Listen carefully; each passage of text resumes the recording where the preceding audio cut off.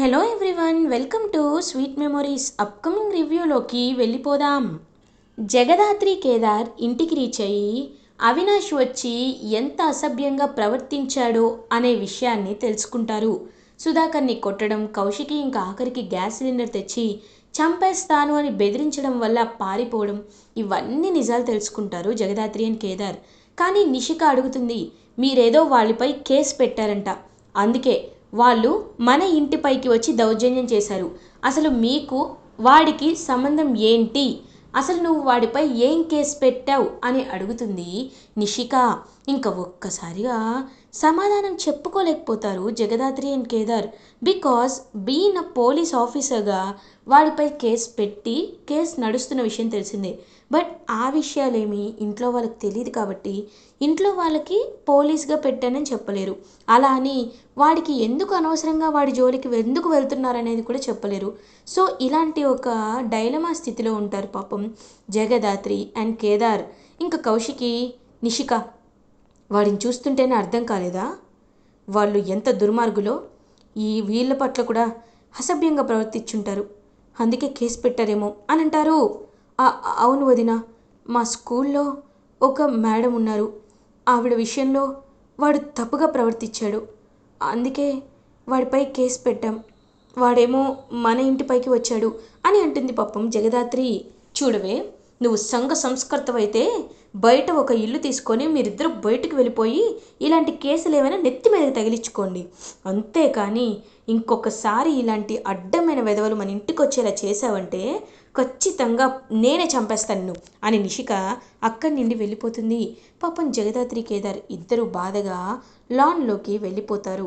ఇంకప్పుడే ఆ ఉంగరాల జుట్టు అవినాష్ అయితే ఫోన్ చేస్తాడు జగదాత్రికి. ఏంటి జేడి, దెబ్బ అదుర్సు కదూ? ఏంటి, నేను ఈ జోలికి రాననుకున్నావా? రాలేననుకున్నావా? చెప్పా కదా నీ ఫ్యామిలీలో ఖచ్చితంగా ఎవరినైనా టచ్ చేస్తానని. అయినా నీ ఫ్యామిలీ మొత్తం ఇప్పుడు నా కాళ్ళ కింద బానిస.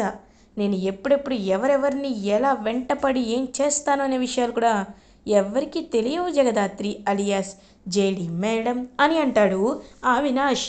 రే అవినాష్, ఇప్పుడు చెప్తున్నాను, జాగ్రత్తగా విను.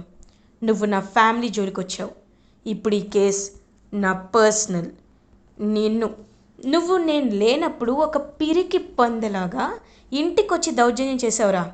కానీ నేను మాత్రం నువ్వు నీ ఇంట్లో ఉన్నప్పుడే నిన్ను సంకెళ్ళు వేసి ఒక బురద పందిని ఈడ్చుకువెళ్ళినట్టు ఈడ్చుకెళ్తా. నీలాంటి మృగాన్ని ఎలా శిక్షించాలో అలాగే శిక్షిస్తా.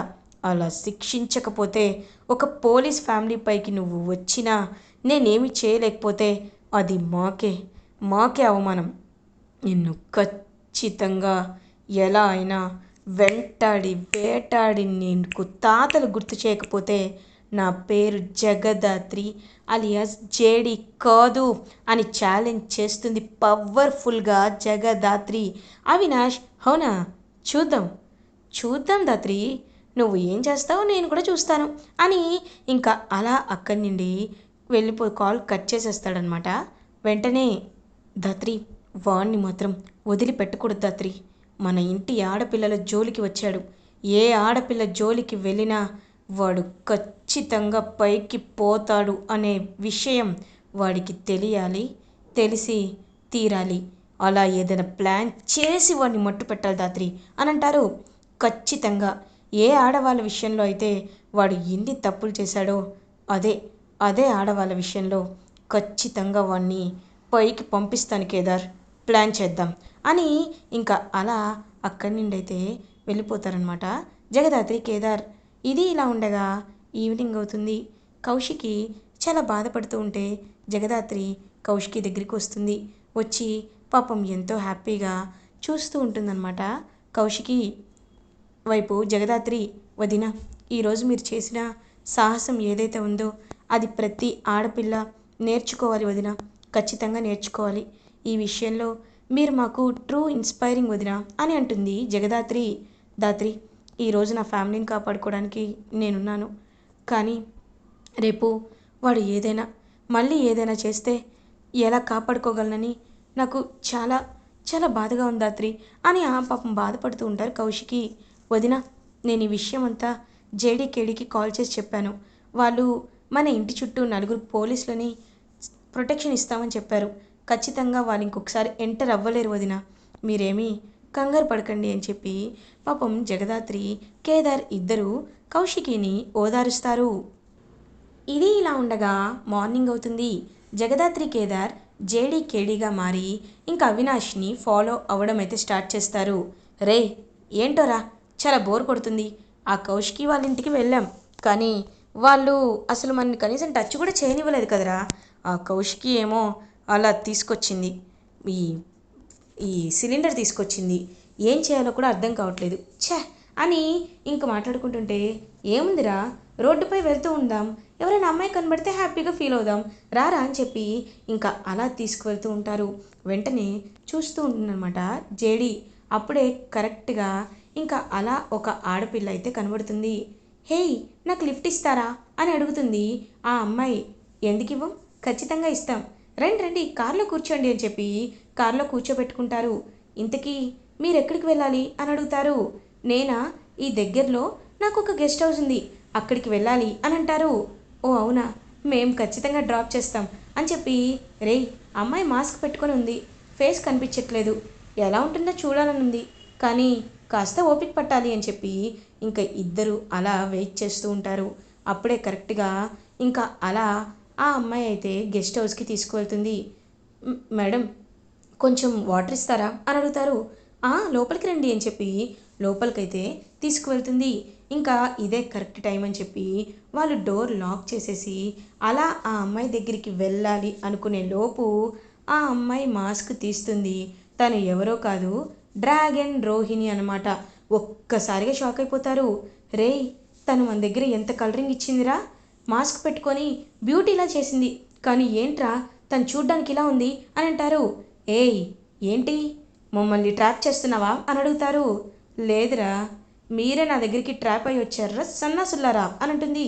ఏయ్, ఏంటో తిడుతున్నావు అని అంటారు.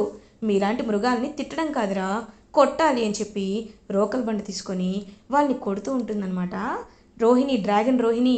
ఏయ్, చంపేస్తాను జరిగా అని చెప్పి వెళ్ళబోతుంటే కరెక్ట్గా అప్పుడే జేడి కేడి అక్కడికి వస్తారు. ఏం జరుగుతుంది ఇక్కడ అని అడిగేసరికి డ్రాగన్ రోహిణి, మేడం, వీళ్ళిద్దరూ కలిసి నన్ను నన్ను హింసించాలనుకున్నారు మేడం, కావాలంటే చూడండి మేడం అనేసరికి ఇంకా అలా అక్కడికి మినిస్టర్ కూడా వస్తాడు.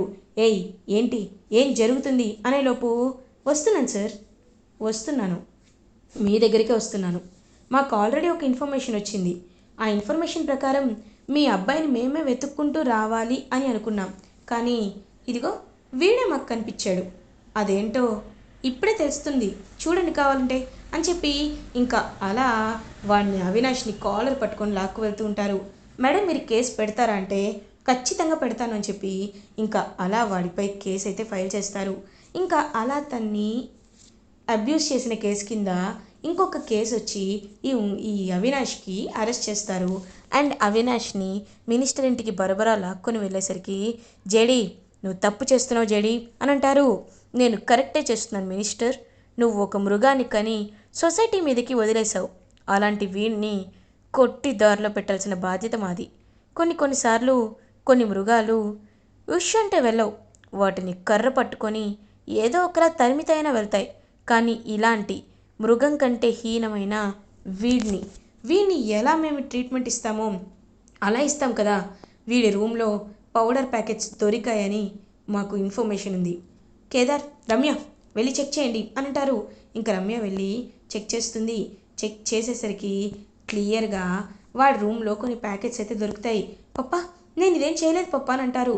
ఏంటి చేయలేదా, నువ్వు చేయకపోతే నీ రూమ్లోకి ఎలా ఈ పౌడర్స్ వస్తాయి, అయినా నువ్వు ఇంకా మా దగ్గర దాచిపెట్టద్దు, నీ కాల్ డేటా అంతా తీసాం, నీ కాల్ డేటాలో ఎంతో క్లియర్గా నువ్వే ఇదంతా చేసావని కూడా రాసింది, నీ కాల్ డేటా బయటపడితే నువ్వు అయిపోయినట్టే, ఇంకా చేయకు అని చెప్పి ఇంకా అలా వాడిని పౌడర్ కేసులో అండ్ డ్రాగన్ రోహిణిని అబ్యూస్ చేసిన కేసులో 2 కేసుల్లో ఇంకా జైల్లో పెడతారనమాట జగదాత్రి అండ్ కేదార్.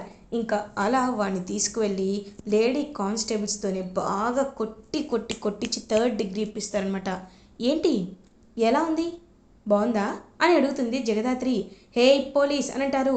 రేయ్ ఇప్పుడు నువ్వు నన్నేమి చేయలేవురా, ఇలా బాగా దెబ్బలు తిని తిని నీలో ఉన్న కొలెస్ట్రాల్ కరుగుతుంది, అప్పుడు అప్పుడు నేను సంతోషంగా నవ్వుతాను, వీడి పొగరు దిగే వరకు కొట్టండ్రా అని ఇంకా బాగా లాఠీలన్నీ ఇరిగిపోయేలా కొట్టిస్తారనమాట జేడి అండ్ కేడి. అప్పుడే మినిస్టర్ వస్తారు. ఏయ్ ఇదిగో జేడి, బెయిల్ పేపర్స్ తీసుకో తీసుకో అని అనేసరికి అప్పుడే కానిస్టేబుల్కి సైగ చేస్తారు జగదాత్రి. సైగ చేసేసరికి ఇంకా అలా అక్కడికి ఒక కానిస్టేబుల్ వచ్చి ఇంకా కావాలనే ఆ పేపర్స్ని కింద పడిపోయేలా మినిస్టర్ని గుద్దుతాడు. ఇంకా పేపర్స్ అనేవి కింద పడిపోతాయి. ఈలోపు రమ్య వాళ్ళు వచ్చి పేపర్పై లైటర్ వేసేస్తారు. ఇంకా అలా ఆ పేపర్స్ అయితే కాలి బుడిదైపోతాయి. అయ్యయ్యో ఏంటి సార్ ఇలా జరిగిపోయింది, బెయిల్ పేపర్స్పై పాపం ఆయిల్ పడింది, లైటర్ పడింది, బెయిల్ పేపర్స్ తగలపడిపోయాయి. ఇప్పుడు ఆ బెయిల్ పేపర్స్ని మీరు బూడిద చేసుకోవడం తప్ప ఇంకేం లేదు సార్, ఇంకేం లేదు.